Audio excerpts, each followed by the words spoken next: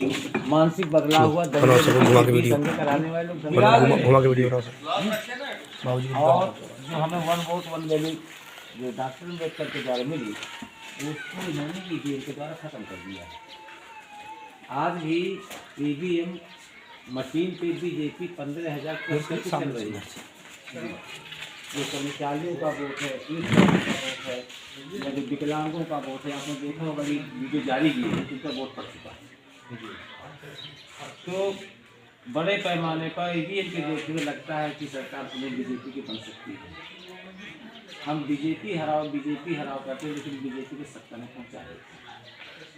हमारे जो राजनीतिक दल हैं, कभी कांग्रेस पार्टी ने बीजेपी का भय दिखा के सत्ता में राज करती है। अब इसके बाद बसपा भी आई, जो कांसीराम जो बहुत आगे बढ़ाया था, एट लास्ट वो भी बीजेपी के भय दिखा के सत्ता से हो गया, सपा भी सत्ता से हो गई। लेकिन जो इस देश की व्यवस्था है उसके खिलाफ कोई किसी की निगाह नहीं। व्यवस्था जो है ईवीएम आई है, ये आधुनिक मनुष्य की स्मृति है और ये वोट हमारा खत्म कर रही है।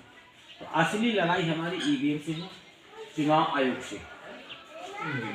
और चुनाव अगर यहाँ कई लाख मशीनें जो उत्तर प्रदेश में लग रही हैं, हर मशीन से चुनाव आयोग। ये बात बामन सलाम खुल के कह रहे हैं। अभी इसी बात को लेकर के चर्चा हुआ कि भाई बीजेपी को कैसे रोका जाए। तो सपा से भी चर्चा हुई, लेकिन सपा भी सहमत नहीं हो पाई। आपके संज्ञान में होगा। इसके बाद ओवैसी साहब और बाबू सिंह कुशवाहा से और बीएमपी की चर्चा हुई। तो गठबंधन तो बन गया इनका भागीदारी के नाम से। लेकिन मोटी बात है कि जो आदमी कहीं कुछ कब्जा पा जाता है तो कुछ न कुछ करता है। हाँ, मोटी बात है। तो इसकी जानकारी और इसका कंट्रोल दिल्ली से है। तो इनको ईडी का भय दिखाया गया, पुराने मुकदमों का भय दिखाया गया। और यहाँ तक बाबू सिंह कुशवाहा जी ने भी कहा कि मैं जान से मांगने की धमकी नहीं दी। ओवैसी साहब ने भी कहा, ओवैसी को तो गोली भी चलाई गई। तो कुल लेकर के ये लोग गठबंधन की शर्तों पर काम नहीं किए। बीजेपी वाले नहीं चलाए ना, आरएसएस ही सारा खेल बीजेपी के फ्रंट में, बस बैक साइड आरएसएस है। तो ऐसी स्थिति में इनको ये भय पैदा हो गया कि कहीं मुस्लिम और छोटी जातियाँ जो बीजेपी को वोट देती है, जैसे आपके गाँव में, तो काफ़ी मत बीजेपी को चला जाता है, प्लस हो जाता है। मतों की जब प्लस करने की कोशिश की गई, लेकिन बाबू सिंह जी भी तमाम मुकदमे हैं, तो वो भी भय खा गए और गठबंधन हमेशा टूट गया। बाबू सिंह कुशवाहा उन्हीं की पार्टी है ना? नहीं, ये बाबू के राष्ट्रीय अध्यक्ष बाबू निशान साहब हैं और बीएल मातक साहब इसके राष्ट्रीय अध्यक्ष। ठीक है जी। तो संगठन जो है हमारा बालसेव है, वो तो सामाजिक संगठन है, वो राजनीति नहीं करता है। लेकिन जो बीएल मातक साहब हैं वो राजनीतिक पार्टी जो हम लोग यहाँ पर प्रचार के लिए आए हैं, तो उसके माध्यम से हमारी पार्टी चुनाव लड़ रही है। गौरी मिश्र पार्टी का नाम है, जिसके अंदर 85% के लोगों को ही जगह है। इसमें क्या है कि संदर्भ वालों को जगह नहीं है। तो हालात ये है कि असली लड़ाई अब राजनीतिक नहीं रह गई। इसलिए जैसे अंग्रेजों के ज़माने में 24 कांड हुआ था, तो पुलिस चौकी किसी ने लूटा था, उन गरीब मुसलमानों ने, उन चमार पूरी अहिल ने लूटा था जो निहायत गरीब थे। और सारे के सारे जो जमींदार पूंजीपति रजवाड़े थे अंग्रेजों की दलाली कर रहे थे। उनको भय था कि हमारी ये न चली जाए, संपत्ति न चली, बचना चाहिए। तो आज भी यही जस्ट हालात हैं इंडिया में।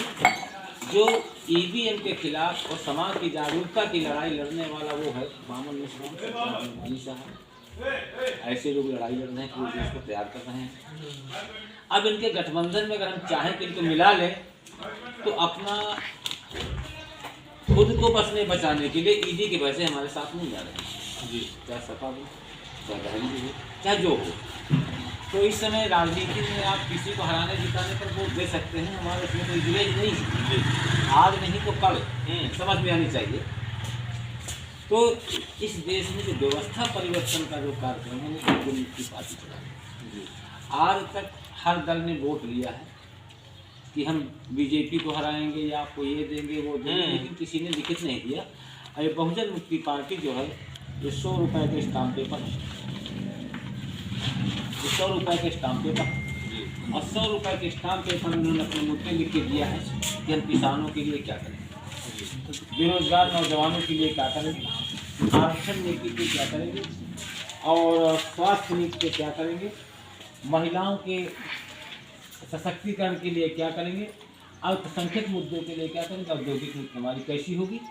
तमाम प्रदेश स्तरीय जो भी ऐसी स्थिति है, सरकारी नौकरी, संविदा और आंगनबाड़ी और तमाम ऐसी छोटी छोटी पोस्टें हैं, इनके लिए हम क्या करेंगे, हम लिख के दिया हुआ। तो वोट देना और वोट लेना एक समझौता है। सही। अगर हमने आपसे दान लिया है जी और रिटर्न में नहीं, मैं बेईमानी कर जाता हूँ, तो फिर आप चिल्लाते रहोगे, शायद उसका कोई कानूनी हल नहीं है ना, और ना आप साक्ष्य दे पाओगे। और अगर हमने आपसे लिया है और रिटर्न में अगर आपके पास है तो आप हमारे खिलाफ कानूनी कार्रवाई कर सकते हैं। तो इसी बिंदु पर इस समझौते को मतदाताओं के बीच में और बहुजन मुक्ति पार्टी के बीच में एक कॉन्ट्रैक्ट है। जो हमारे कॉन्ट्रैक्ट से सहमत है वो वोट देगा, और अगर आपने जिताया, अगर इत्तेफाक जीत गए तो फिर आपके मुद्दे से जी। अगर इत्तेफाक हमारा नेता बिक जाता है, बिकने का किसी को नहीं कह सकते हैं, वो तो आप प्रधान जी हैं, आप सब जानते हैं भविष्य में क्या हो क्या ना हो, लेकिन ये कागज़ आपके पास रहेगा। ये 100 रुपये के स्टाम्प लेकर के किसी भी थाने में जाके हमारे प्रत्याशी के खिलाफ FIR दर्ज कर सकते हैं, प्रत्याशी की जेल के अंदर कर सकते हैं। तो इस कॉन्ट्रैक्ट के हिसाब से अगर आप लोग पढ़ें और इसको समझें, और मर्जी है आपकी कि आप चाहे जिसको वोट दें, है ना भाई। देखो पहलवान जो होते 2 अखाड़े में लड़ते हैं जी, और डिग्गा पीटने वाला डिग्गा पीटता है, हारता जीतता कोई है, और डिग्गा पीटने वाले को जीतने वाला कहीं तो 10-50 रुपया दे दिया, कहो 2-4 लात मार दिया, ये तो होता है ना अखाड़े में। आप देखते हैं तो बीजेपी हराते हराते हराते तो डिग्गा पीटने वाला डिग्गा पीट है, बीजेपी हराओ बीजेपी हराओ बीजेपी हराओ बीजेपी पहुँच गई। इसका मतलब है कि अब हमको बीजेपी हराओ का नारा न दे करके इस व्यवस्था परिवर्तन के लिए जोड़ना पड़ेगा, और जब इकट्ठा होंगे तभी तो हरा पाएंगे। तरीके से हमको आना पड़ेगा। इकट्ठा नहीं होंगे तो कैसे हरा पाएंगे? मानसिक सोच पर। तो अब ये भी पता करना पड़ेगा कि हम कैसे इसको हरा सकते हैं, बिना तकनीक के हरा नहीं सकते। तो ये है कि बीजेपी हराओ, बहुत अच्छी बात है, हम भी नहीं चाहते कि बीजेपी आओ, और बीजेपी हराओ ये भी सही है। तो एक तरफा वोट जाएगा कहीं और, लेकिन बीजेपी तो जा ही नहीं रहा है, आज लोग मना कर रहे हैं। आज नहीं तो कल नहीं तो परसों इस पम्पलेट को पढ़िए, पढ़ने के बाद क्योंकि चुनाव आते जाते रहते हैं, हम परिवर्तन करें। चले परिवर्तन होना जरूरी है। प्रत्याशी समता वर्मा जी है आपके सामने।